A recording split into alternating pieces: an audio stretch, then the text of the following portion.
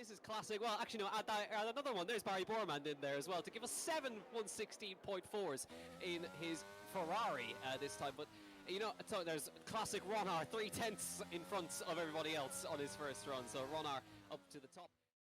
I'm very close to saying something. You know, mate, what to do. Just hold it. Yeah, for how much longer? Can't wait to see another tweet from Den Haag saying everything is fine. You got it. Just hold it in. Yeah, I've held it in for the past half year.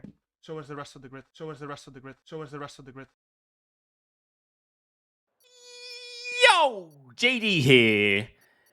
And as you can see by the title of this video, it's going to be a little bit of a controversial one. And this is actually a video that I've recorded quite a few times now, even debated about doing in the first place. But I think it's a topic that really does need to be put to bed. And really the purpose of this video is to really put pressure on Codemasters and EA, whoever is making the game in the future, to really implement features where we don't even need to be talking about this. And it seems like every week now, and especially in the last month or so, the world of cheating in the F1 community has been something that's been going around quite a bit. And you can see the name here, Thomas Ronhaar.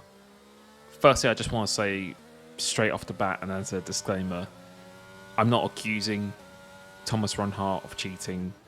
I'm just simply talking about some things that have been brought to my attention, things that I've actually observed myself, and I'm by no means an expert, even though I've had quite a bit of experience playing this game, being an esports driver myself in the past. That doesn't make me an expert, and everything I say here is not conclusive, it's not even evidence, it's simply just a discussion of some things that I have seen, others have seen. And you can see by the beginning of this video, some comments have been made by Mr. Jan Hopmere, and if you can't read between the lines, it was basically very strongly suggesting that Thomas Ronhaar hasn't been legit, and he hasn't been legit for quite some time. So that's really what we're actually going to look into here today. Discuss a number of topics. Don't know how long this video is going to go on for, so whatever the length of this is, you might want to sit back, grab a drink, maybe some popcorn or something like that.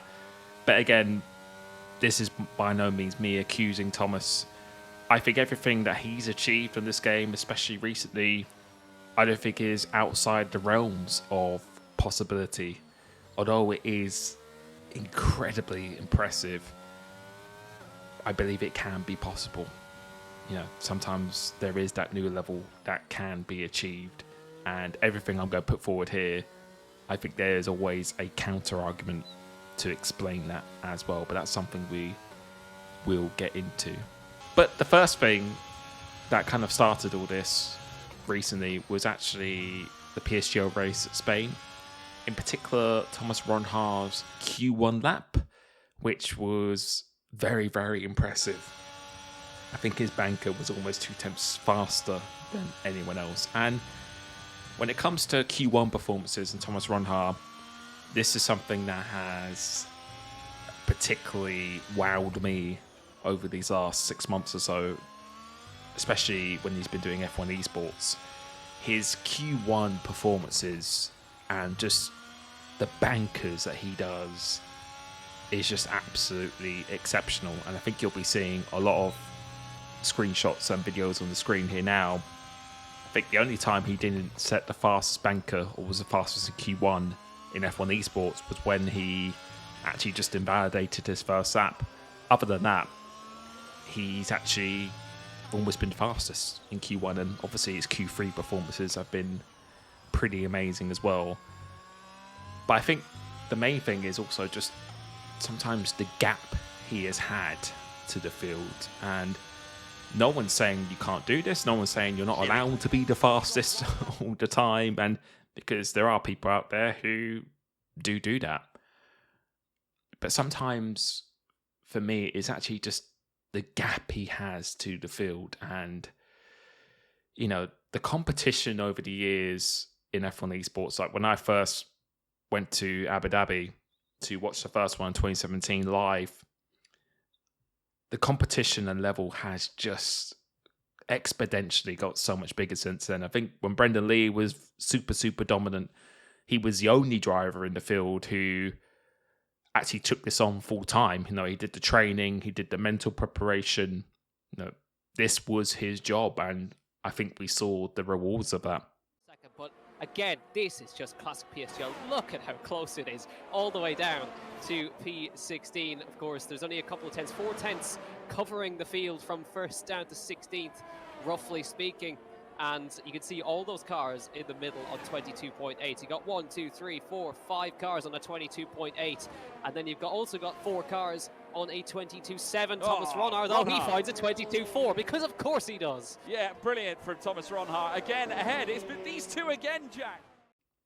Now, pretty much every driver is now doing the same thing. And again, doesn't mean you're not allowed to have a gap to the field. But I think the thing I find the most impressive about Thomas is just how consistently he does it, and how it's almost at every track as well. And you know, in F1 esports, if you can set a blistering Q1 time, then that saves you an extra set of tyres for Q3, because most of the time they have to do 2 runs in Q2. It gives you quite a big advantage, both mentally and obviously physically, by having those extra tyres as well. But moving back to kind of this Q1, we've actually grabbed a few screenshots and actually have even got some footage of his Q1 run. And the reason why I'm saying it that way is because one of kind of a red flag that was raised from this PSGL race was that Thomas actually deleted his Q1 footage after there were some comments made about it during the race and after the race. If you go to a stream now, it actually starts from Q2, so the entire Q1 has been removed. And you know, a lot of people think, well, that's clearly an indication of something maybe not legit going on. But my counter to that is that maybe he just wanted to hide the setup, you know, the wings, and maybe something he leaked in the setup or something like that. But you know, it's still a little bit interesting that the whole Q1 was deleted, not just maybe the first 30 seconds where a setup could be shown. But you know, again, I don't think that's enough to really say that something weird was going on.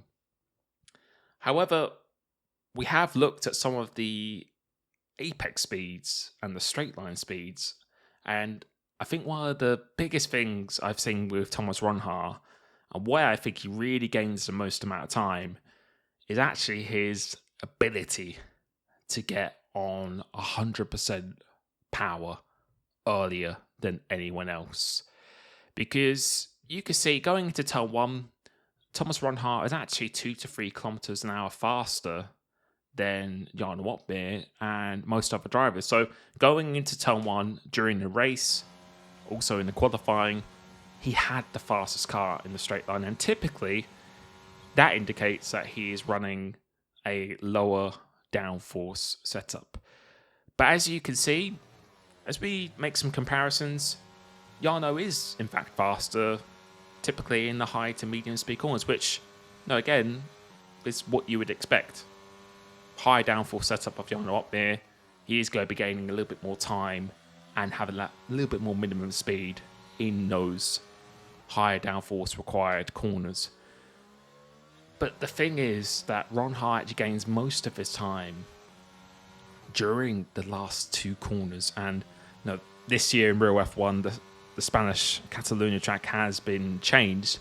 But for now, on the F1 22 game, we have this very, very slow speed chicane.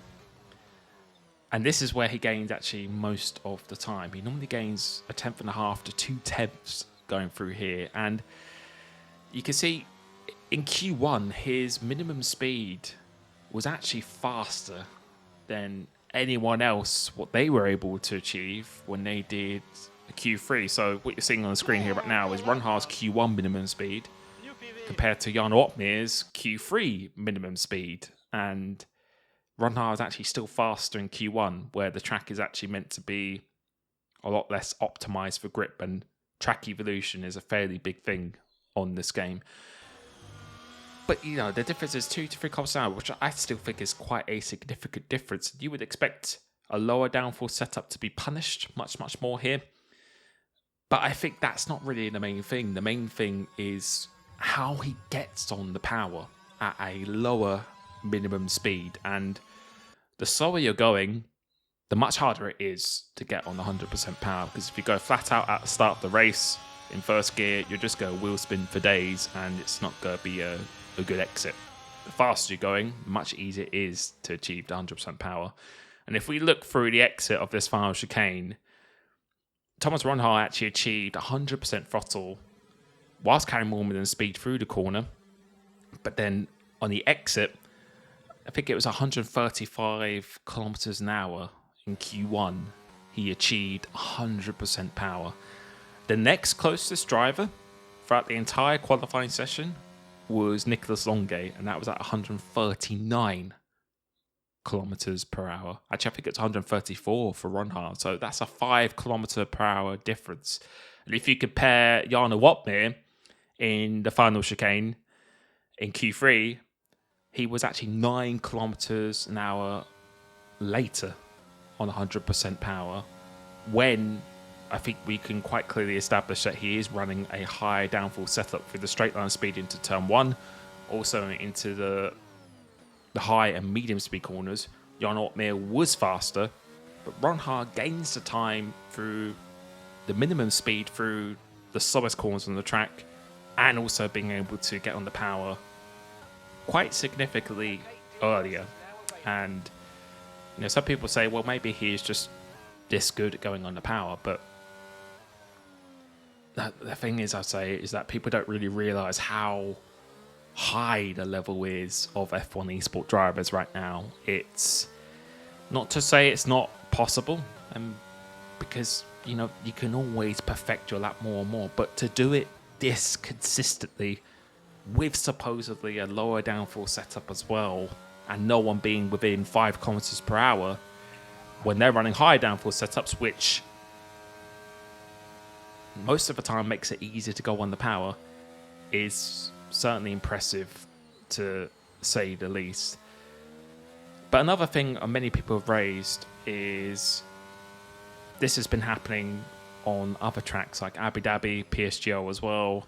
This is a very, very common theme around every track. And you know, sometimes you do get drivers who are just an absolute specialist around certain tracks, but I think a lot of the noise has been made because of how consistently he does that, how he's always typically almost one of the fastest guys in the speed trap, but then still has the best minimum speed and the best ability to go on that power. 5 kilometers an hour is actually a fairly big difference in terms of how much earlier you can get on the power itself. And again, is this impossible? No, he might have found something in the setup which has allowed him to do this. But if I'm being honest, the setups are not that extremely complicated on the F1 games. There isn't so many options you can really play around with. I know you got to the 1 to 50 wigs, so that's something that could happen there. But, you know, everything else, you are fairly restricted. And we've had these set configurations for quite a few years now. It's very, very impressive. But you can see the time trial, pretty much almost every track, Thomas holds the world record. And some of these records, again, it's not that you're not allowed to hold a world record at every track, but sometimes the gap is quite considerable. And I know many of you might say a tenth might not seem a lot, but when you have a gap like this to almost every esports driver, sometimes the gap is over 2 tenths, then some questions will be asked. And in the background of F1 esports, I can confirm this is a question that has been asked for quite a while now. A particular record that stands out for me is Suzuka. I think he has it by almost 2 tenths, and the next closest rival is actually current F1 esports champion Lucas Blakely.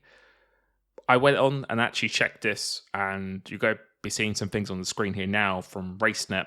The setup used was exactly the same. So there was absolutely no difference in the setup. The straight line speed was the same.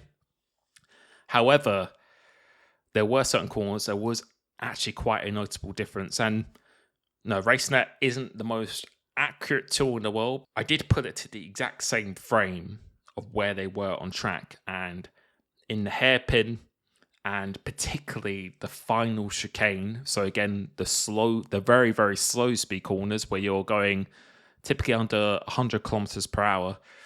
This is the place where Thomas Ronhaar gained the time again. And it seems to be a bit of a theme where it's just in the very slow corners, and also his ability again to get on that 100% power, 3 to 5 kilometers per hour earlier than anyone else is pretty exceptional. Another lap he did was at Spa, where he did a 41.0, where he had an over 2/10 gap to anyone else.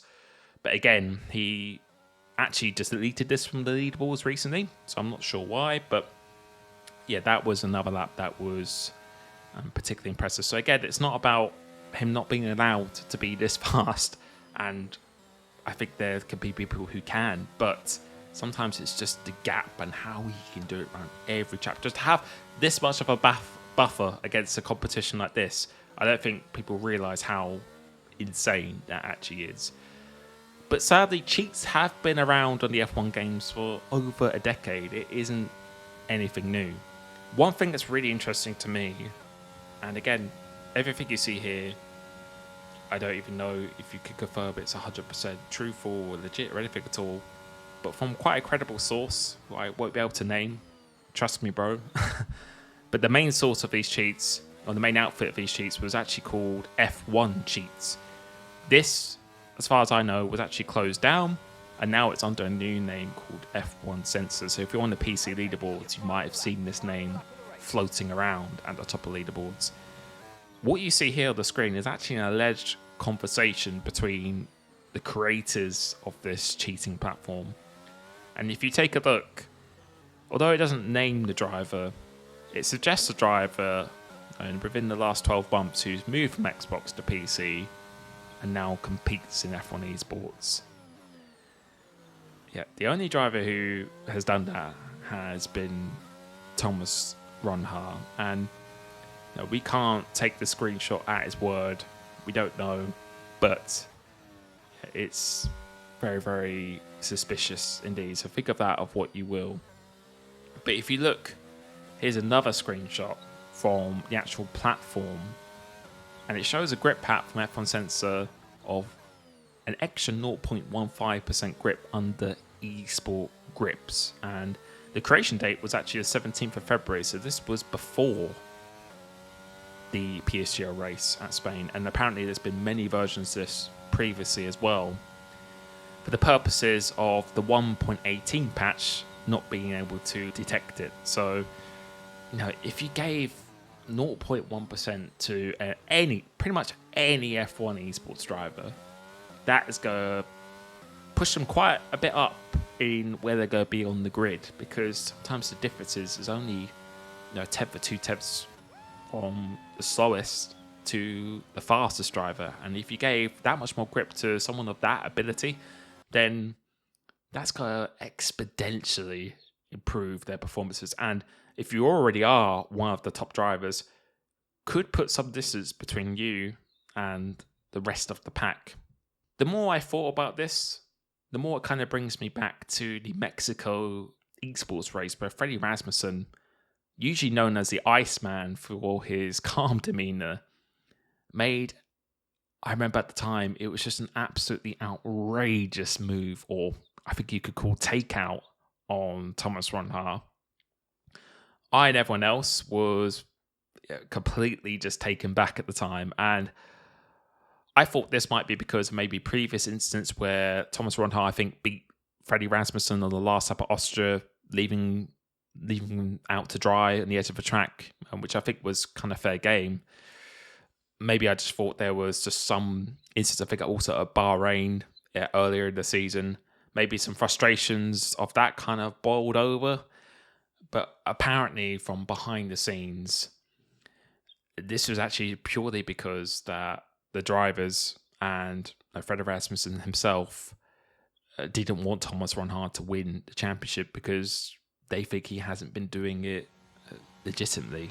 Because the rumour and the discussion, again, I won't be able to name names, but behind the scenes, some of the times that Thomas Ronhaar has been doing, every F1 eSport driver, majority of the drivers agree that they can't achieve the same thing, because he's been the fastest in the speed trap, fastest in the low speed corners, under the acceleration and the traction, where you would expect a low downforce setup to be disadvantaged the most. But if you move back to the PSGL Spain race, where Jarno Opmeer and his comments kind of echoed through the scene, another observation I've noticed, not just this race, but in other races as well, is actually the ERS usage of Thomas Ronhaar. So from around lap 21 to lap 30-31, so about 10 laps, Jarno had DRS on Ronhaar the entire time. And during this period of the race, this is where both drivers were trying to recharge their battery in order to defend an attack on the last couple of laps, because there's no real point using your battery here. It's all about just who has the most battery possible. However, during this time, despite the aid of quite a significant DRS zone going to turn 1, which is quite a big DRS zone, and then a second in the middle sector, Jarno Opmeer was only able to save 1 to 2% more battery than Ronhaar maximum per lap. And the gap remained constantly between 5 to 7 tenths, with Ronhaar always seemingly to pull out at least 1.5 to 2 tenths during Sector 3. If Ronhaar is running a lower downforce, which it looks like he is, you can argue this is why he was able to achieve similar ES reharvesting. But to still always gain time in the slowest portion of the track is still quite impressive if he was. He didn't really seem to lose any time during the corners. Seemingly, Jarno didn't really seem to be gaining any time on any point of the track. Yes, Ronhaar did have a lap fresher tyres. He didn't have the dirty air in front of him, which is extremely minimal in this game. But for me, you would expect Jarno Opmeer to be gaining quite a significant amount more of ERS, being the car behind, when he has the DRS for all of those laps. And Jarno Opmeer himself has been notoriously known to be quite efficient and one of the masters of gaining battery. But again, this could just be because of the game's fault, the balancing of the DRS, ERS, and the dirty air effect. I've said that many times in my videos. I think the balancing of the car behind hasn't always had... It should have a lot more benefit than it did, because on previous games in 2020, 2021, you would be saving a lot more battery being the car behind. Now it's actually quite beneficial to be the car in front, because it's being in the DRS isn't as beneficial, but there is still a benefit though. And for Jarno Opmeer to sometimes not even be gaining any more battery than Ronhaar, and they both weren't using the battery at all during those 10 laps, and to still not be making any inroads and can't even get within half a second is, again, quite impressive. And then in the last 3 laps, Jarno was really struggling to even get close to Ronhaar, who looked like Thomas Ronhaar had to use even less ERS to maintain the gap of always 5 to 7 tenths, despite him not having the DRS. And even when he fell below 10% of the battery of the straight, his straight line speed was just still, you could clearly see that the straight line speed was still there, which again indicates he is running a much lower downforce setup. But look, Ronhaar has always been an immensely quick driver. I used to race him on Xbox, and on 1-lap pace, he always has been one of the fastest drivers I've ever gone against. But even this 2 years ago, the amount of improvement that he has made, to where maybe even I could compete against him, to now where he is consistently 1 to 2 tenths quicker than any F1 esports driver, is quite remarkable. And that goes back to people are allowed to make progress. I don't think anyone's saying you're not allowed to make progress, but to be this consistent and to do it against a field of drivers whose full-time job is now to be the fastest they can be, I think is one of the most truly special and impressive feats of driving that I have ever seen. But when he first arrived on the PC scene, he was quick straight away. But in a quite short amount of time, it looks like he has just got that gap to the rest of the field. And again, not saying because these drivers have been around longer and the feats of driving we've seen in the past that you're not allowed to have this gap. But to do it this consistently is pretty exceptional. But the reason why I do have my doubts that he is cheating or he might not have been doing legitimately is simply why. And I know many people think maybe the easy answer is that it's just to guarantee success, guarantee views, attention, and potentially give yourself opportunities for a career. Now, we've even seen in iRacing with the Williams esports that although they did change the game files or anything like that, they disobeyed the rules to try and guarantee success when they probably could have won it even without doing that. And I think there is just so much pressure now in order to guarantee success because the stakes are so high. Now, we've seen drivers do this in leagues that are not even close to an esports level. So, where there is a potential long career that could be achieved and the financial benefits, also just the media benefits, the social media benefits, you could argue this might be the reason. But I would say that in Thomas Ronhaar's case, there is just so much risk to doing that. And for an F1 esports driver, if they were tampering with the game and doing it on a consistent basis, it's just such a big risk to me because the experience of the other drivers and the level of the other drivers, it's just going to create a lot of this noise. If you're consistently having this gap to the rest of the field and that rest of the field agrees that those times just can't be achieved, then you're running the risk of losing everything that you've worked hard for. But again, maybe if you put down below why you think maybe some of these drivers would do that. But if an esports driver was doing this, then someone has to know what's going on, whether it's just the driver himself, because you have to get the cheats from somewhere, or someone who supplied them to them.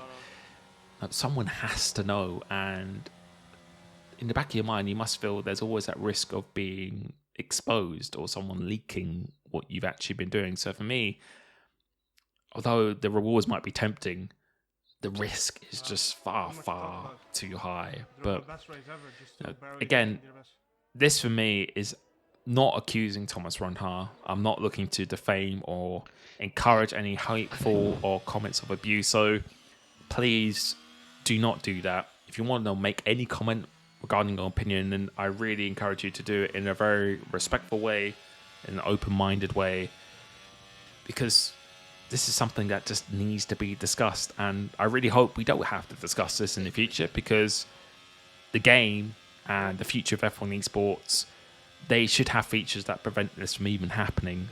And we don't even need to be in a position to actually doubt drivers. And we can just simply sit back, respect them for the incredible ability they have. I think F1 esports in the future definitely needs to be performed on the LAN in a controlled environment where the stakes are that high. I think we've got over the COVID excuse now. That definitely does need to happen. Thank you for watching. I'll be catching you very, very soon. Peace.